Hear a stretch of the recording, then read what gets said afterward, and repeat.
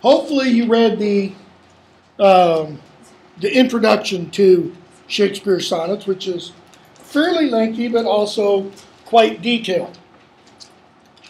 I don't want to, there are parts of it that I'm going to kind of go back over, but not in necessarily any kind of logical or probably coherent fashion. What we know about the sonnets is some of them, at least, were written by the mid-1590s. We don't know which ones, necessarily. We do know a couple that were published in the late 1590s. Not published by Shakespeare, okay? But we also know that Francis Mears referred to Shakespeare's sugared sonnets, okay, in his Palladius Timnae, I think it was, in 1598, okay? And your introduction by David Bevington mentions that therefore that the sonnets were circulating in manuscript form. It's on page 1708, okay? 1598, Francis Mears, his Palladius Tamia, Wit's Treasury, praised Shakespeare's sugared sonnets among his private friends. I started the other day and I never finished up on this. Not to you guys, just a little bit of research I was doing. I was trying to figure out what we know about the circulation of Shakespeare's sonnets in manuscript form. And the reason I got curious about this is when I was working on my doctorate and then for several years afterwards, I worked as a textual editor on the Variorum edition of the poetry of John Donne. And one of my tasks was pulling up microfilms, putting on a microfilm reader, and going through microfilms of manuscripts from the late 16th century, early 17th century, trying to find copies of poems by John Donne. Found a few that nobody else had found before. But one of the things that struck me in doing that, and again, I did that for several years, and I looked at probably hundreds of manuscripts, was how few copies of poems by Shakespeare I found. I mean, I literally cannot remember seeing a single copy of one of Shakespeare's sonnets. He wrote 154 of them. Donne wrote a total of about 205 poems. Okay, of the Donne canon, okay, those 205 poems, from, let's say, the earliest Donne could have written them, let's say 16, okay, which would have been 1588 or so, until his death in 1631, okay, roughly 205 poems. From 1590 until 1700, there are over 5,000 handwritten copies of Donne's poems. Over 5,000. Okay? People would get a copy, they'd like the poem, they'd write it down themselves. They'd keep a manuscript book called a commonplace or miscellany of things that they would jot down, you know, that they wanted to remember or wanted to keep in mind. Okay? Over 5,000 copies of Donne's poems. As I was looking through my microfilms and such, I didn't find a single copy of a Shakespeare poem. And by the way, Donne is the most widely copied poet of the Renaissance. Nobody else comes anywhere close. Not sure why. Okay? Other than that, he didn't publish any of his poetry. We don't know that Shakespeare published any of his poetry. Okay? You're going to see, we're going to go over the first couple pages of this. We're not going to see for Shakespeare or by Shakespeare anywhere. So here's the title page. Shakespeare's Sonnets. Notice, even his name is hyphenated. Okay? Never before imprinted. Why? Because they had never before been imprinted as a single whole of 154 sonnets. At London, by, that is, it's printed by G.L. 4TT, TT is Thomas Thorpe, and are to be sold by William, and I can't read his name, 1609. Okay? Go to the next page. That is, you flip that leaf over. It's blank. There's nothing there. And then we get the infamous or famous dedication, whichever way you want to look at it. Make sure that's coming up there. Probably not going to be readable anyways. To the only begetter of these ensuing sonnets, Mr. W.H., all happiness. Let me see.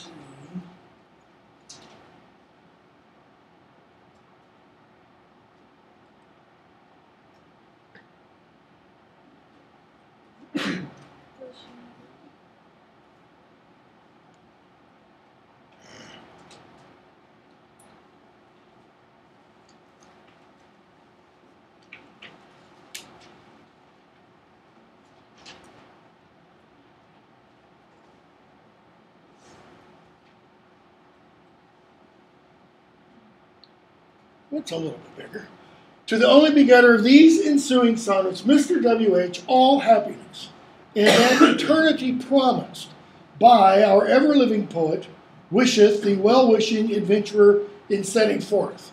Now, nobody really understands why, after each word, you've got the point inserted. What we would call a period. Okay? Normally, you wouldn't do that to indicate spacing. You would have what's called leading or leading inserted, which would simply be a piece of lead set into the printing press that would not print. And the lead would be different sizes to give you different widths of spacing between words. Okay? So, to the only begetter of these ensuing sonnets. Well, what does begetter mean? Because according to your introduction, it can mean the person who procured the sonnets for Thomas Thorpe, or it could be the inspirer of the sonnets, Mr. W.H. possibly, or it could be the creator of the sonnets. Okay? These ensuing the following sonnets, Mr. W.H. So is Mr. W.H. the begetter? It would seem to be. Okay? But what does that mean again? Is he the person who got the sonnets so that Thomas Thorpe could publish them? Is he the person who inspired the sonnets, the golden-haired youth of the sonnets? Or is he the creator of the sonnets? Well, the title page said what? Shakespeare sonnets. It didn't say W.H.'s sonnets. Okay? So what's he saying? To this person, all happiness.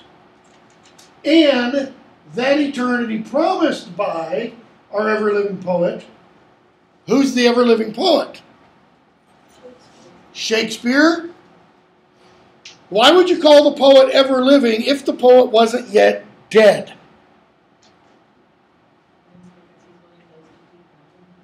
Okay. Could be that the ever-living is referring to like what Shakespeare says in the sonnets will do. The sonnets will immortalize, okay, the individuals being spoken of in the sonnets.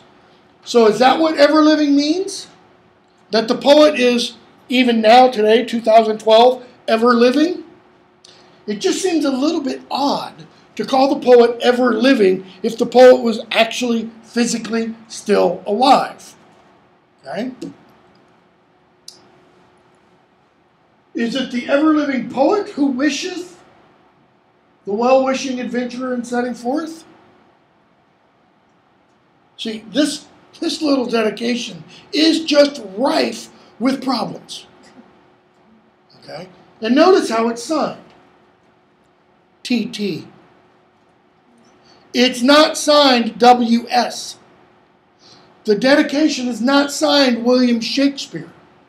So, is the dedication to Mr. W.H. from Shakespeare? And Thomas Thorpe just printed it exactly as the author wanted it? Or is it from Thomas Thorpe and Shakespeare has nothing whatsoever to do with whoever W.H. is? This has been one of the big, major critical questions of English literature. Who is W.H.? And why is Shakespeare / Thomas Thorpe dedicating the sonnets to them? Okay. Is W.H. William Herbert? Is it the Earl of Pembroke? Is it the third Earl of Pembroke? There's, William Harvey. There's like 4 major possibilities. We don't have a clue. We do know Shakespeare, if you go back to, I didn't have you read it.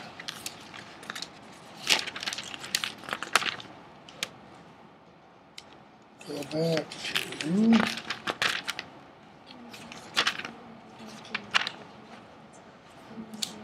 The Rape of Lucrece. To the Right Honorable Henry Wriothesley, Earl of Southampton, Baron of Titchfield. The love I dedicate to your lordship is without end, whereof this pamphlet without beginning is but a superfluous moiety. The warrant I have of your honorable disposition, not the worth of my untutored lines, makes it assured of acceptance. What I have done is yours, what I have to do is yours, being part in all I have, devoted yours. Were my worth greater, my duty would show greater. Meantime, as it is bound to your lordship, to whom I wish long life still lengthened with all happiness. And he also dedicates Venus and Adonis to Henry Wriothesley. Okay? But it's not H.W. It's W.H. Is Shakespeare just being, too smart by half there, by switching around, thinking, oh, nobody will ever notice? Probably not likely. Okay? So, if you could answer this question of who W.H. was, and you could answer it definitively, okay? You're rummaging around in a manuscript from the Bodleian Library or the British Library or something like that, and you find an authentic letter in Shakespeare's own handwriting. We know what his handwriting looks like. And the letter is to W.H. And it spells out the name W.H. And it mentions the sonnets and the dedication. You would pretty much have your chair of English literature wherever you wanted it. Oxford would create a position for you for that kind of discovery. And that would be just absolutely huge. All right? But until then, people for the next 100 years, 1,000 years, will be talking about see, that doesn't tell me a page or anything. Does that give me a page number? No, it does not.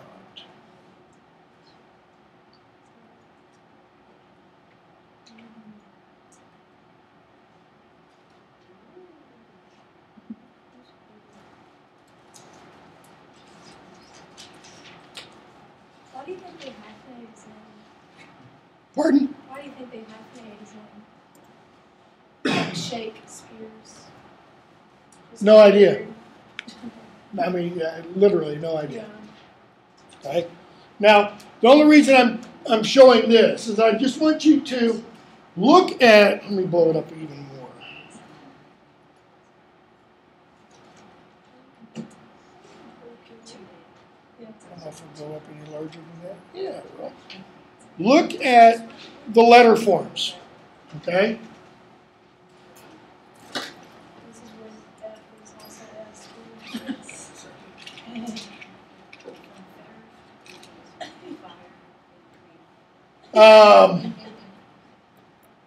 Look at the F here. Sorry, let me get a point. Finger, there we go. Look at the F here. You can see the little crossbar. And then the S here. Or this S. What's the difference between the S and the F? The S doesn't have the little crossbar. Right? But it often happens in Renaissance printing, look at this F. How big is that crossbar? It's almost gone. As books would get printed, okay, print would wear out. The surface level of the print that's got to get up to the page sometimes would drop just slightly on one side. So the F could drop off, or the bar could drop off, so the F would look like an S. Now, you can imagine how, in some instances, this could create problems.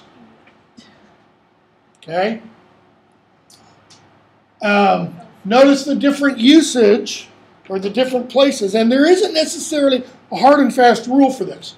You can make some rules, but there are usually exceptions. Look, you've got this form of the S at the end of words. Okay? Almost always. You've got this form of the letter in the middle of words.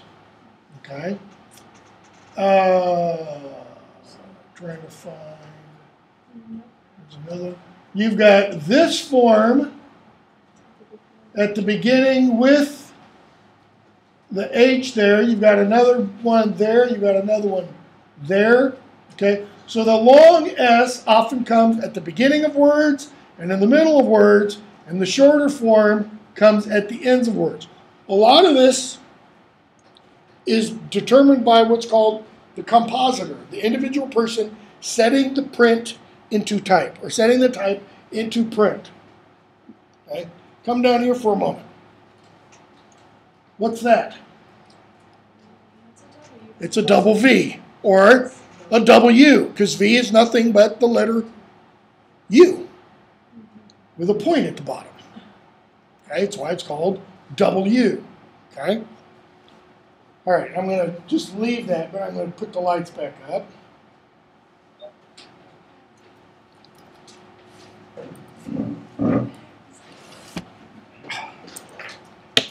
And let's, I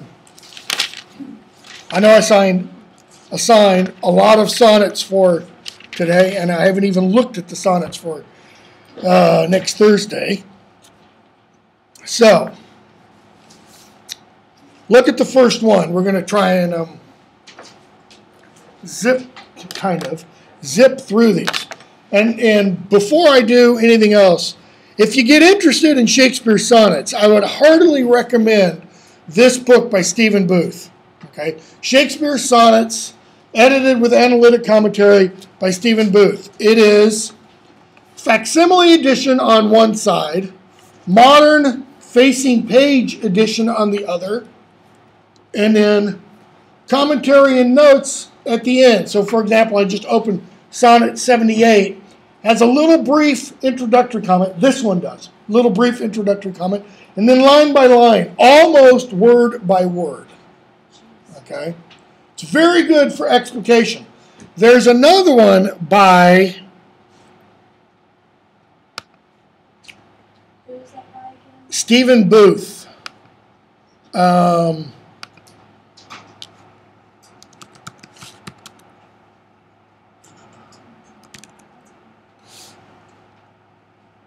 There's another one by Helen Vindler called The Art of Shakespeare Sonnets. Helen Vindler is a 20th century poet. It was published in the late 90s. I don't have a copy of it. It's also supposed to be very, very good. I'm looking at it. Hold on, hold on just a second.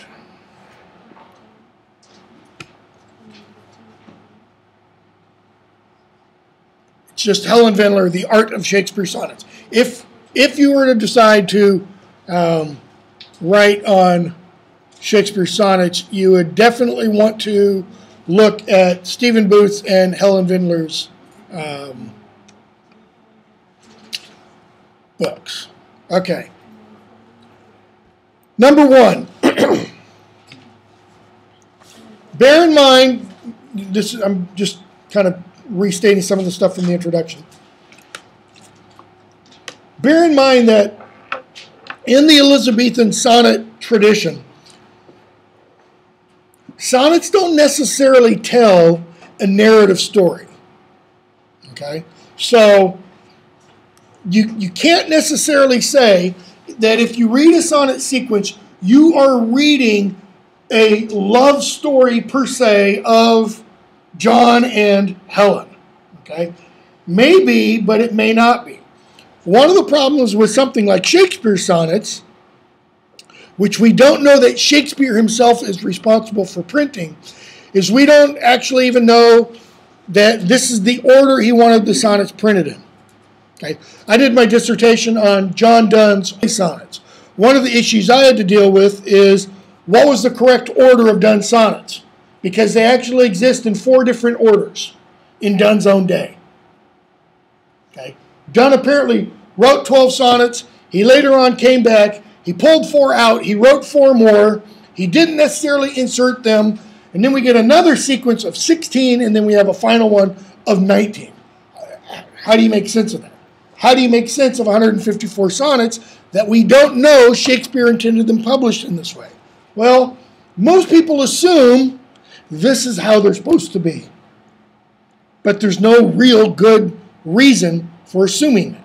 Okay? So, we begin with number 1 simply because the first published edition has this. From fairest creatures we desire increase, that thereby beauty's rose might never die. But as the riper should by time decease, his tender air might bear his memory. But thou, contracted to thine own bright eyes, feedst thy light's flame with self-substantial fuel, making a famine where abundance lies, thyself thy foe, to thy sweet self too cruel. Thou that art now the world's fresh ornament, and only herald to the gaudy spring, within thine own bud buryest thy content, and tender churl makest waste in niggarding. Pity the world, or else this glutton be, to eat the world's due by the grave and thee. Now, one of the things you're going to see in roughly the first 20 sonnets is that they are all addressed to the individual that frequently just gets called the golden-haired youth. A handsome young man, okay? Blonde hair, curly hair, and the speaker of the poems, which, little aside here, I prefer to call the individual speaking in the poems the speaker of the poems. Your introduction refers to that individual as the poet. The problem I see with calling that individual the poet is it makes it a lot easier to confuse that poet with Shakespeare. Okay? The speaker of the poem is not necessarily Shakespeare. This, I think, is one of the problems that a lot of critics fall into, is they assume that it's Shakespeare. Or they start off assuming that it's a persona created by Shakespeare, and yet by the end of often their arguments or their articles about it, it's clear they're arguing that the speaker is actually Shakespeare. Okay? You can't do that. You can't really do that with almost any sonnet sequence of the Elizabethan period. I would say with 2 exceptions, okay, or 2 possible exceptions. One would be the sonnet sequence by Edmund Spenser titled the Amoretti. Okay? And the reason I think it is safe to assume that that sonnet sequence is supposed to be understood as being as being the voice of Edmund Spenser speaking, is because there is a specific sonnet in it where he addresses 3 Elizabeths. Okay? Elizabeth the Queen, Elizabeth his mother, and Elizabeth his wife. When you get that kind of instance where he's asserting or he's alluding to his wife and mother, that kind of makes it clear you're talking about, okay, the author of the sonnets themselves. We never get that in these poems by Shakespeare, by the way. There's never a poem that even obliquely alludes to Anne Hathaway anywhere, okay? The other sonnet sequence that you might be able to read and assume that the speaker of the poems is the poet who wrote the poems is Sir Philip Sidney's Astrophil and Stella. Okay? And again, here's why. In that sonnet sequence, Stella marries a man named Rich. Okay? In Sidney's real life, he was in love with a woman named Penelope Devereux, who was forced into a marriage by her father and the Queen with a man named Sir Richard Rich. Okay? Astrophil means lover of stars. Astro, stars. Phil, love. Stella means star. Okay? The story that is told in Astrophil and Stella bears such uncanny resemblances to, from what we know of, to Sir Philip Sidney's relationship with Penelope Devereux, that most people do read it biographically. Okay? But that's really the only, that and Sir Edmund Spenser's are really the only two that are like that. If you read Samuel Daniel's sonnet sequence, Delia, or Celia, I can't remember, Delia, the woman addressed is clearly a figment of his imagination. Okay? Shakespeare, we don't know. Your introduction mentions a couple of possibilities for who the Dark Lady is. There is no real good evidence. Similarly, there's no real good evidence for who the golden-haired youth is. There's no real good evidence for who the, what's the phrase I want? The rival poet is. It might be Christopher Marlowe. We're not positive. Problem with that is Marlowe was dead in 1593. And unless you want to go off into, Shakespeare in love territory and suggest, Shakespeare gets Marlowe killed, like they do in the play or in the film, we don't know that Shakespeare was writing these sonnets as early as 1593. Might have been, but there's no evidence. So, Sonnet 1. What is the speaker saying to the person being addressed? Have children. Why? Because you're beautiful. I mean, think about this. Think about this on a very basic human level. I'm going to be offensive.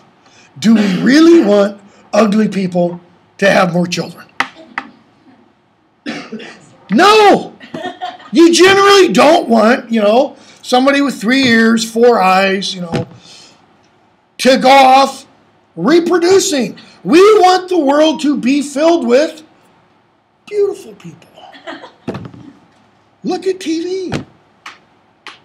Look at magazines. Look at presidential candidates. When was the last time we really had just a down and out, ugly presidential candidate? Nixon? Okay. Why did JFK win? Because he was young. It was thought.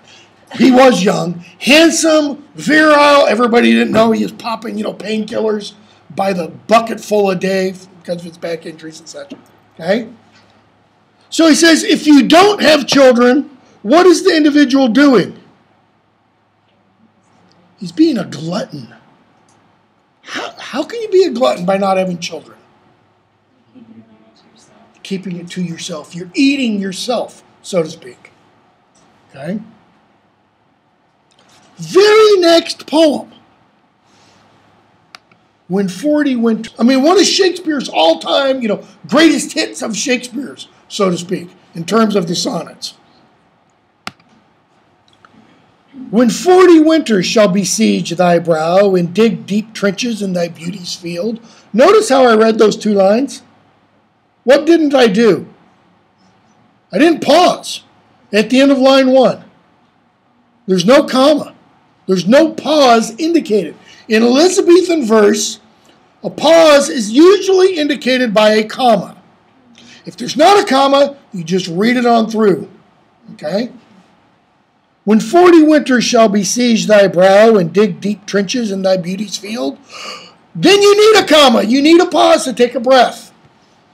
Thy youth's proud livery, so gazed on now, will be a tattered weed of small worth held.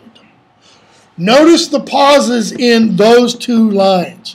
Thy youth's proud livery, pause, so gazed on now.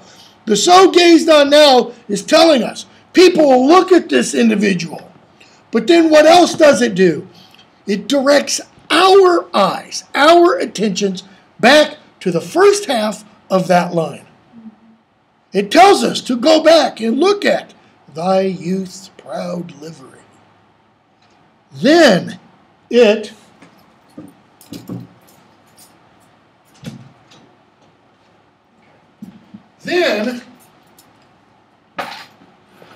will be a tattered weed, of small worth held. What's he mean by weed? Do you mean like a weed you pick up out of the ground? No. It means weeds in the sense of covering. It's an old medieval word for clothing, garments. Your weeds. Then when? When you're 40. When you're 40 years old. Then, being asked where all thy beauty lies. Why? Because how's he going to look at 40? He's, we have different conceptions of beauty and such, and people look better today at 40 than they would have in Shakespeare's day. You look at somebody like Paul Ryan, he doesn't look 42. He looks 32. Sometimes he looks 20 to me. Sometimes he looks 22. Okay? You have to understand 42 in Shakespeare's day is probably equivalent to like 65 today. Keep in mind, how old was Shakespeare when he died? 1564 to 1616. So 36 and 16, I've got 2 years. A year and a half. Less than a year and a half. To get to Shakespeare's death day.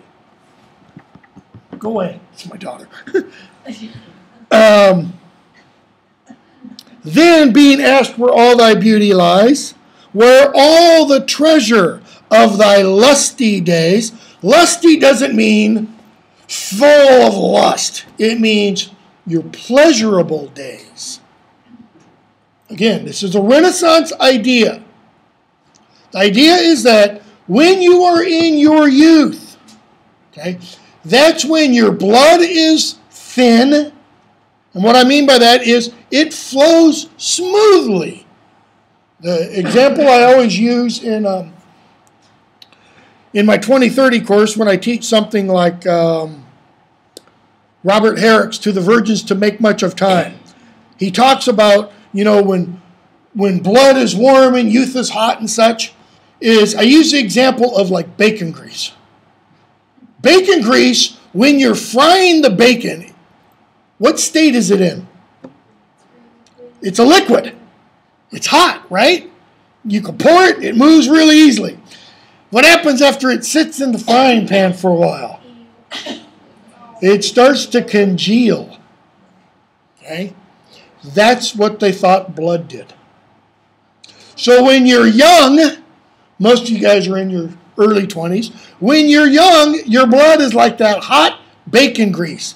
It flows smoothly and easily. But when you get to be my age, it's like the grease that's hardened. And it's harder to get it to move easily. To say, okay, so when you're old, when you're 40, and you're asked, where's your treasure of your youth?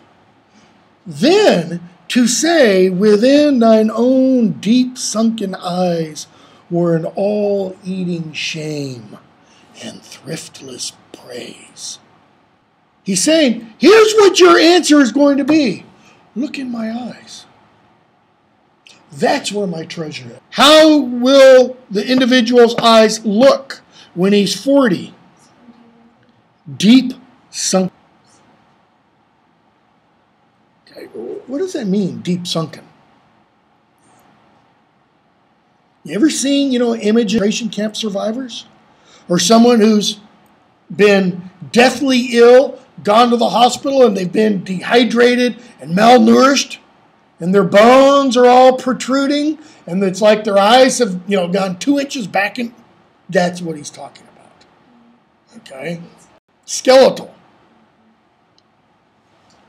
How much more praise deserved thy use? Put your beauty into practice. If thou could answer, this fair child shall sum my count and make my old excuse, proving his beauty by succession thine. If you could, when you're 40, put your arm around your child and say, here's my beauty, my youth. He says, that would make the excuse. This, having this child, were to be new made when thou art old, and see thy blood when thou feelst it cold. You would feel your blood kind of start to pump again as you're feeling it slow down within your body. Okay? Now, notice in both those poems, do you sense a change between lines 8 and 9? A change in emphasis, a change in tone, a change in direction. Okay? In the older stanza form, or sonnet form, the Petrarchan sonnet form, which Shakespeare is not writing in, the Petrarchan sonnet is structured this way. You have lines 1 through 8 form an octave. Lines 9 through 14 form the sestet. And usually at the end of line 8, you get what's called the turn, or in Italian, the volta. Okay? Not necessarily writing in this format, however, or this structure. Shakespeare's writing in the classic English structure, okay? Where you have 3 quatrains and then a final couplet. The 3 quatrains, get out of this. Think of the 3 quatrains often, not all the time, okay? But often acting like a logical syllogism, where you have a premise, a premise, a premise, conclusion, okay? So, quatrain 1, premise 1. Quatrain 2, premise 2. Quatrain 3, premise 3. Final conclusion. Okay? Shakespeare often has the final couplet be the summation. It's almost like you could say, therefore, and then he makes his point.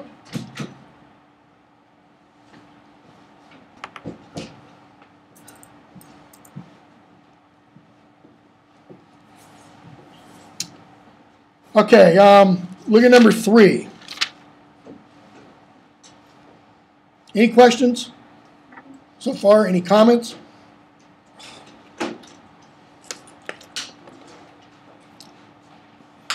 Look in thy glass, your mirror, and tell the face thou viewest, now is the time that face should form another, whose fresh repair, if thou now not renewest, thou dost beguile the world, unbless some mother.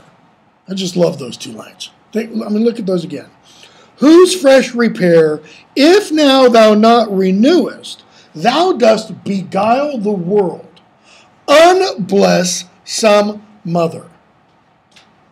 The fresh repair of his face. If you don't renew your face, how's he suggesting to do that? Create another one. If you don't refresh your face, then you will beguile the world. What does that word beguile mean? Cheat?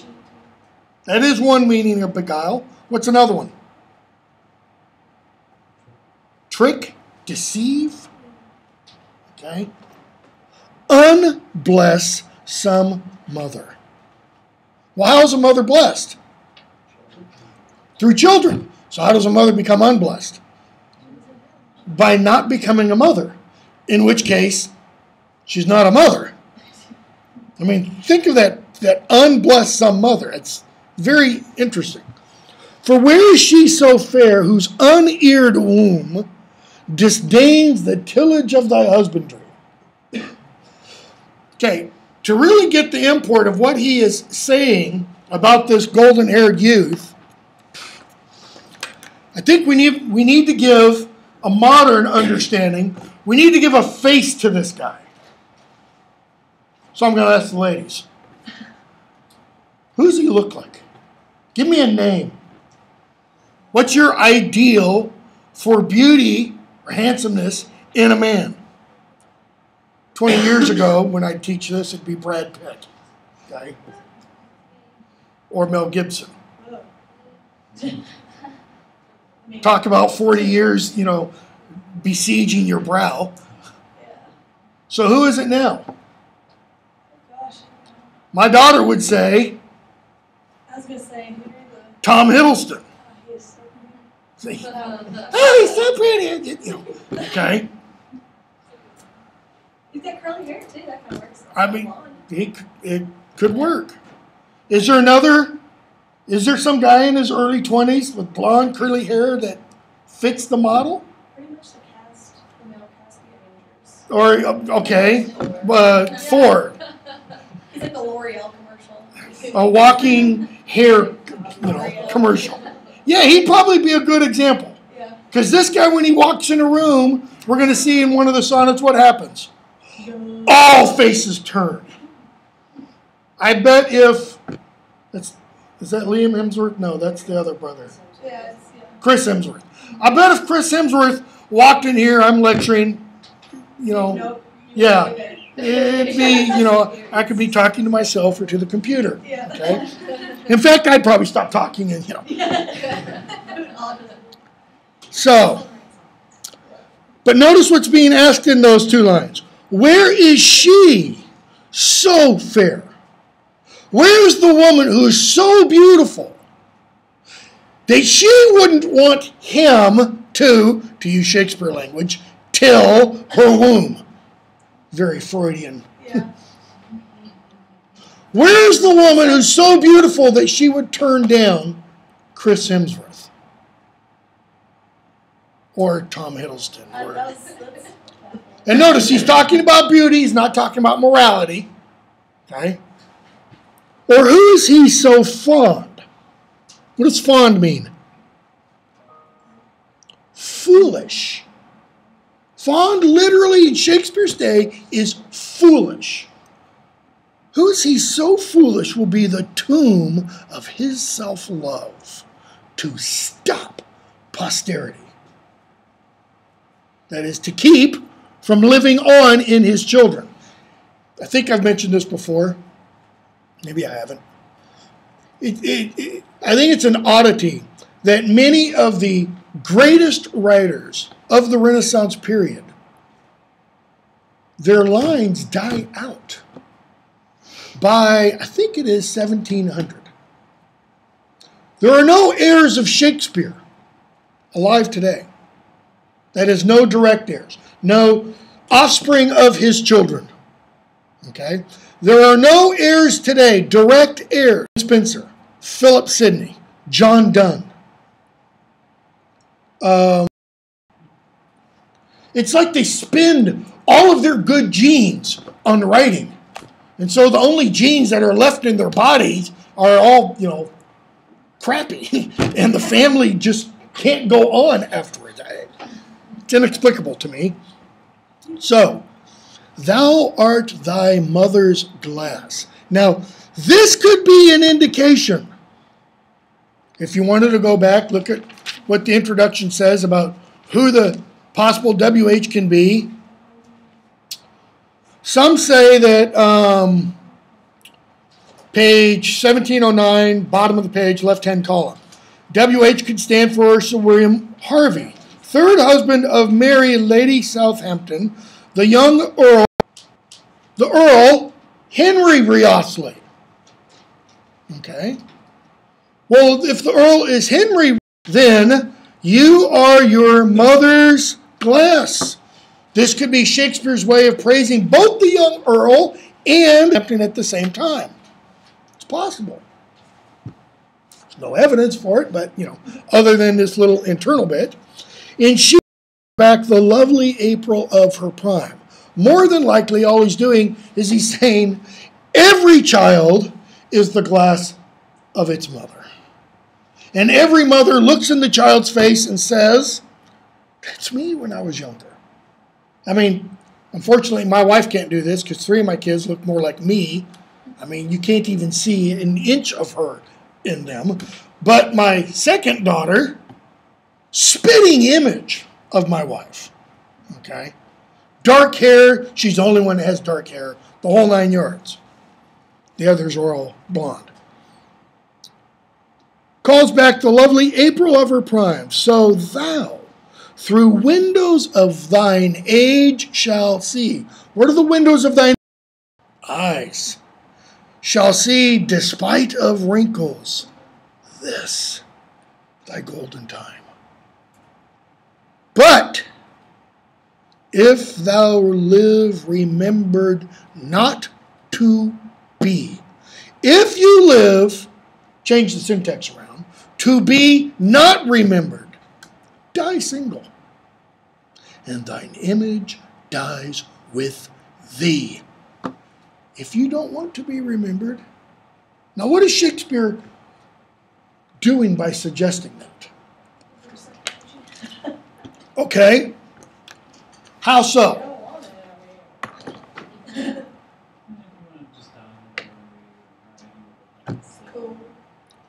Most people want to leave what? Something. Most people want the world to have known that when they died, they existed. They don't want to just be forgotten. It's part of the whole thing of not knowing what lies in that undiscovered country from whose bourne no one returns. We want to know that here we're still remembered. Soul seeks fame and glory and such. Okay?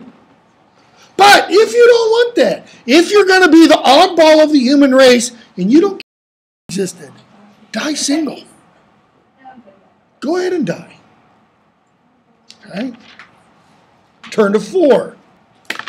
And this is what we're going to do with the sonnet. So if you have questions or comments you want to make, please stop me. Unthrifty loveliness. What does unthrifty mean?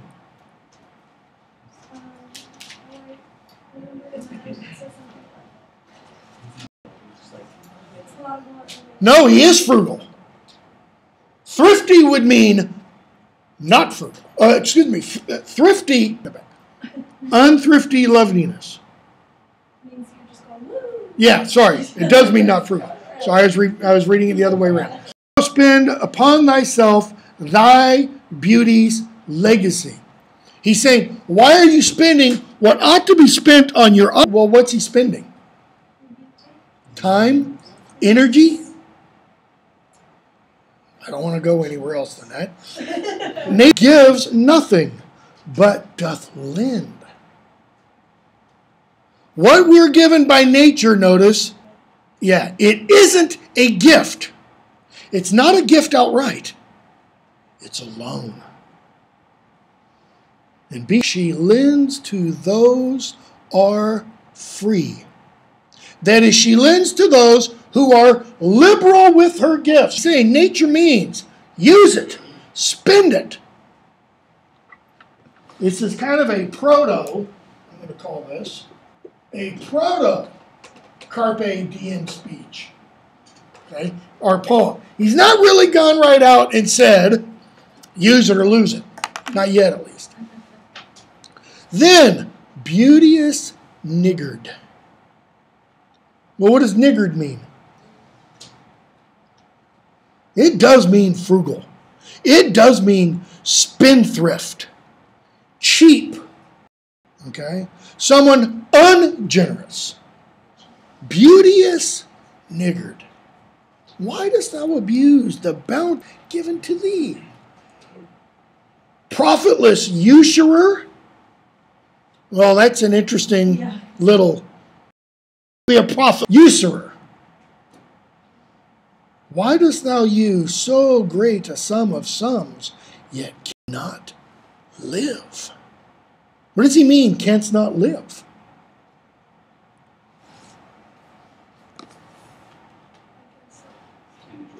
Can't enjoy it. I mean, put it in different terms. Let's say you leave class today, you go to the store, you buy a lottery ticket. Winner gets announced, you win $20 million. Is there anyone in this room who would not go out and spend some of it? Is there anyone in this room, I shouldn't ask this question, who wouldn't be here next Thursday? If it were me, I may not be here next Thursday. Okay. I just have one more semester, so I would be here. It wouldn't make any sense. Yeah. You'd probably spend a bunch of it. I don't think you'd necessarily, not if you're wise, spend all of it. But if you win 20 million, you keep 10 million. Feds get the rest. Would you go out and blow 50 grand on a car? I'm seeing a lot of eyes going, oh yeah. All of my cars are at least 10 years old. So yeah, that's be something I would probably do. Okay. Why do you spend so great a sum of sums, yet canst not live?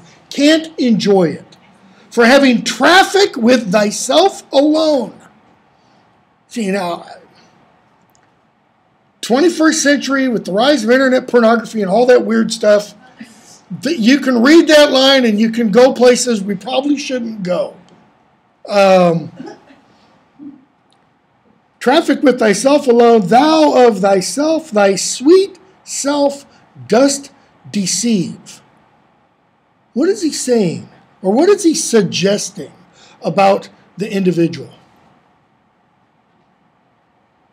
What classic word could we use possibly to describe this individual? Starts with an N.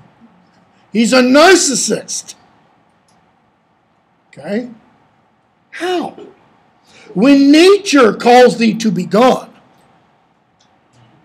when Emily Dickinson's Death Kindly Stopped for Me comes, what acceptable audit canst thou leave? What do you do when you're audited? You have to give an accounting of your affairs. It might be your tax affairs. It might be other things. But when death comes, he says, what are you going to say to the audit? What have you done? What? With what's been given you? Thy unused beauty must be tuned with thee, which used lives the executor to be. If you die childless, everything about you goes into the tomb. If you die with a child, the child is your executor. That is, the child takes care of the audit, and the child is the audit. The child then says, I'm what's left. So skip 5 and go to 6. See, I do think, this part, that the sonnets do tell a loose narrative story. Does it make perfect sense? Does it have a perfect beginning, middle, and end? No. Because it's almost like a film version of a popular book. Greatest hits, greatest scenes, as it were. We don't get the full narrative details, all the ins and outs. We're getting snapshots of an experience. And what's the experience? It's the experience of a love. Not necessarily an erotic love. A friendship kind of love. Okay? Is there a lot of erotic love in the sonnets? Oh, yeah. Between the speaker of the poems and the dark-haired youth, the dark lady, between the youth and the dark lady. But I don't think between the speaker of the poems and the youth. A lot of people do read them and say there's a homoerotic love affair. We'll talk about why not in a few minutes. Or not. So, number 6. Then let not winter's ragged hand deface in thee thy summer ere thou be distilled. What does that mean, ere thou be distilled?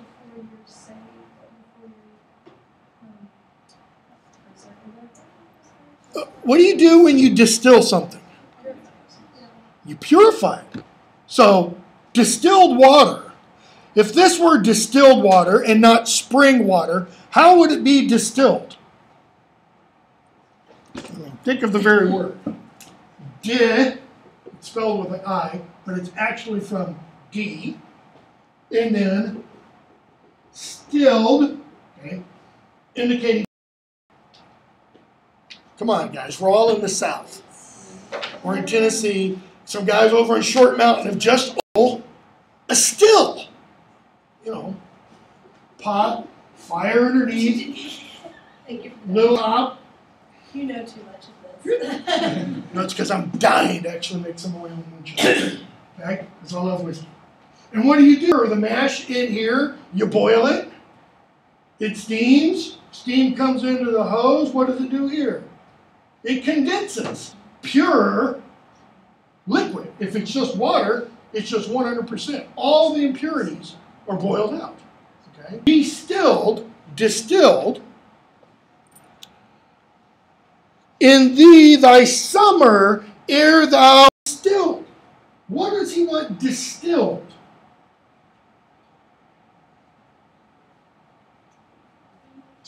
He wants the beauty purified.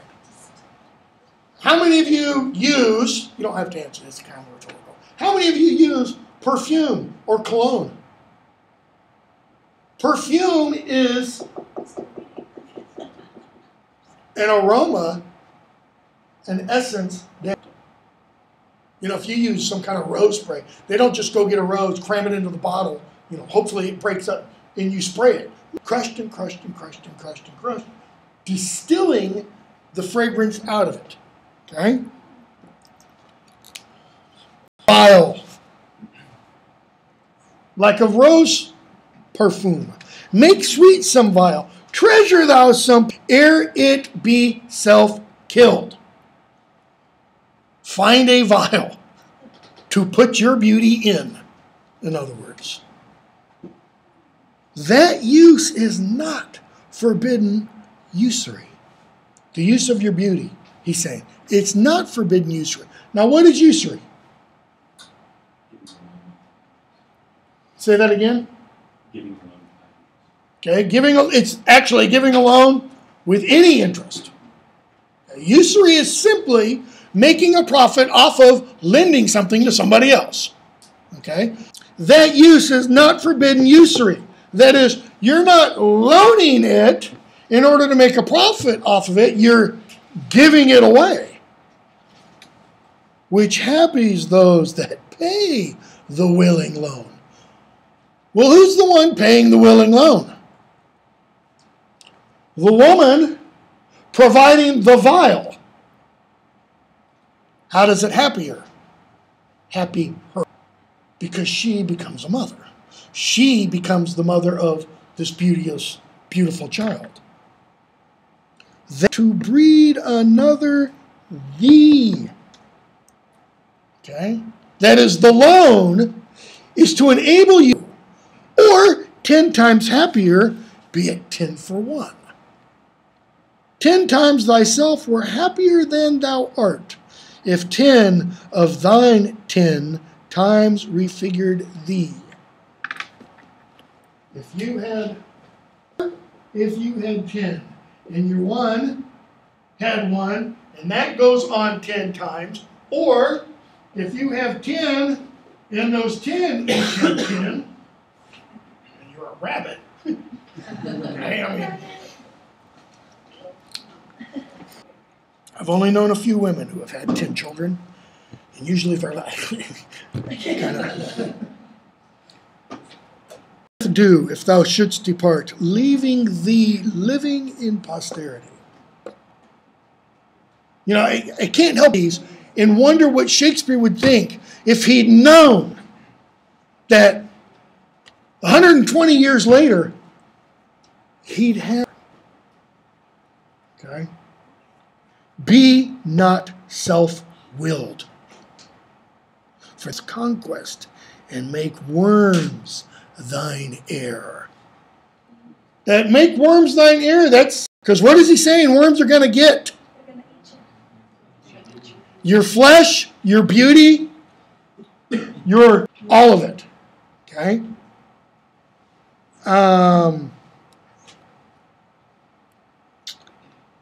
Let's actually skip number 7. I know I said we'd do it, but I already read it. Big deal. Or I won't talk about it. Let's just do it that way. Go to number 11. As fast as thou shalt wane, so fast thou growest in one of thine from that which thou departest. As fast as thou shalt wane. That is, as fast, what does wane mean? Does it grow? So, as fast as you decline, so fast thou growest in one of thine from that which thou. That is, you're becoming like something new or different as fast as you are leaving that which you were before. It's kind of yesterday. Or you're not the student you were yesterday. And that fresh blood, which youngly thou bestowest, thou from youth convertest. When you are converted from youth, like it happens overnight, you know. People freak out about different birthdays, right? Some people freak out about their 30th birthday. Some people freak out about some 50th. For me, it'll probably be 60, okay? That's what he's talking about, though. Herein and increase. Herein where? Without this what? Without this wisdom, that as fast as you are growing older, you are changing. And if you have a child, okay, you can kind of keep that at bay. Herein lives wisdom, beauty, and increase. Without this, folly, age, and cold decay. Okay? If all were minded so, if everybody thought the time should cease, and 80 years would make the world away. Meaning, well, the idea is that when you reach 80 years, you're done. So the world kind of does end. But for those who die, let those whom nature hath not made for store house. Let those whom nature hath not made as a warehouse of beauty Me have more children. Harsh, featureless, and rude, barrenly perish. That's kind of not nice. He's saying, let them die childless. Look, whom she best endowed, she gave the more. For what? Which bounteous gift thou shouldst in bounty cherish. She's done that so that you would be a storehouse of beauty for posterity. What should you do when you have much? To whom much has been given, much is due. If you're one of the all-time greatest looking people in the world, Shakespeare is saying, you should have children. You know, all these...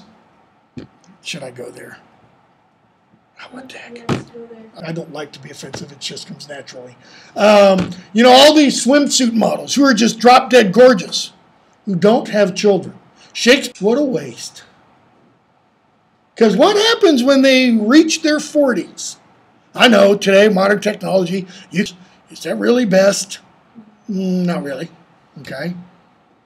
She carved thee for her seal, like a ring that you impress into wax, and meant thereby thou shouldst print more, not let that copy die. Nature. Nature carved this individual. He's the mold of beauty. To do with a mold. Make more. Okay?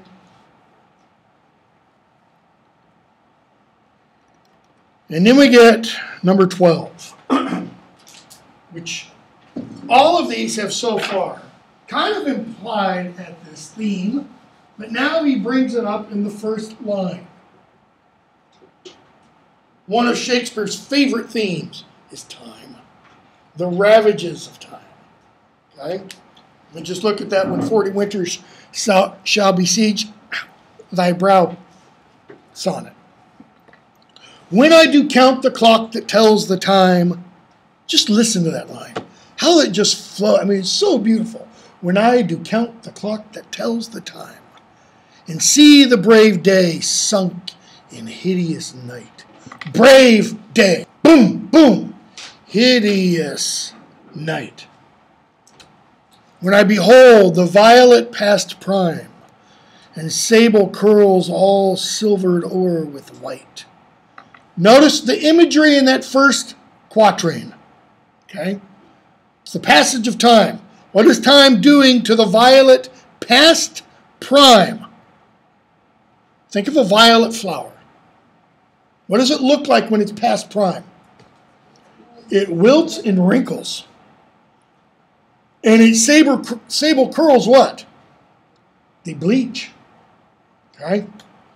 When lofty trees I see barren of leaves, which erst from heat did canopy the herd, and summer's green all girded up in sheaves, borne on the bier with white and bristly beard. What's the white and bristly beard? Frost on the branches? Possibly, or snow. It could also just be the bare branches, like a bristly beard. Then, when, then of thy beauty do I question make, that thou among the wastes of time must go. Notice the speaker's attitude. He's saying, you too will die, and this will be a horrible loss for the world.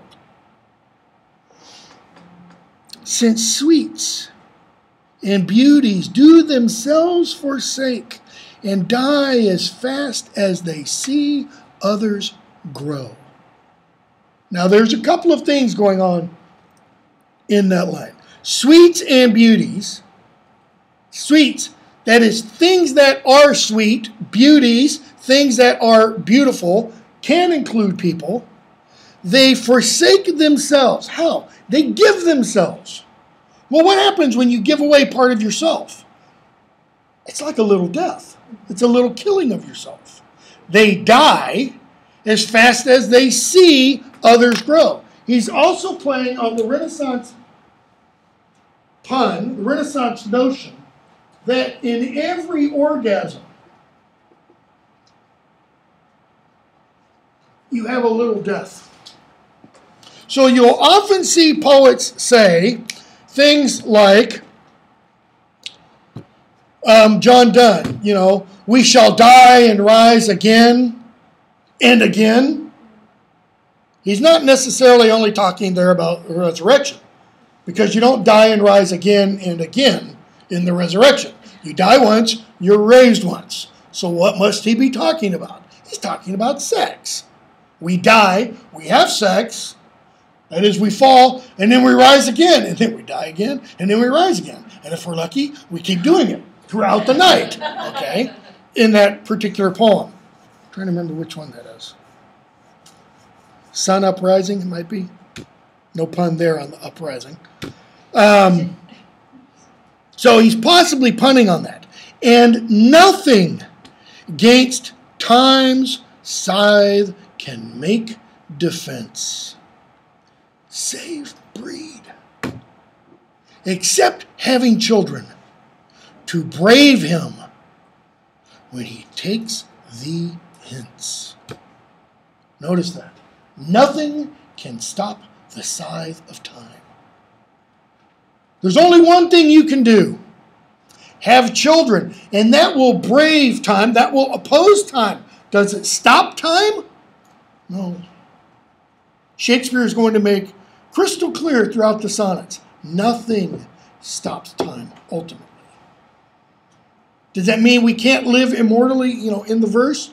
No, that's not what it means. It means, though, that that's the only way is through the verse. Okay?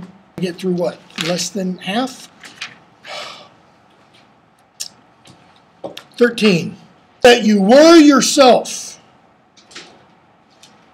But, love, notice who's being addressed? Love. You are yourself here, live. Against this coming end you should prepare, and your sweet semblance. So should that beauty which you hold in lease. Again, this is a theme that what we borrowed or lent, or lended if you want to say, but please don't around me. Think of how I was using that word, determination. What is termination? End. D, out of. So that what you have shall end point. Then you yourself decease. When your sweet issue, your sweet form should bear. Okay? End of line 8. Slight turn. Who lets so fair a house fall to decay, which husband might uphold against the stormy gusts of winter's day and barren rage of death's eternal cold? Unless you're gored, unless you're insane, people don't let their house fill up with trash. I read a story the other day, some in Memphis, had to go in. They found like over 100 animals dead. And garbage and to their knees. It's not a normal mind that allows that to happen. Okay? None but unthrifts. Okay? None but unthrifts. People to waste. My love, you had a father. Let your son say so. He's saying, if you don't have a child, you will be a person who lets their house fall in ruin. Have children. Okay, got a couple more minutes. Oh, okay, yeah, we'll stop. The computer to get us caught up and maybe even a little ahead so that when we come back next Thursday, we can jump ahead and if I do, I'll email you the link and everything and we can go on from there. Number 15. When I consider everything that grows but a little moment. How does it hold in perfection but a little moment? Here's how. Think of this visually.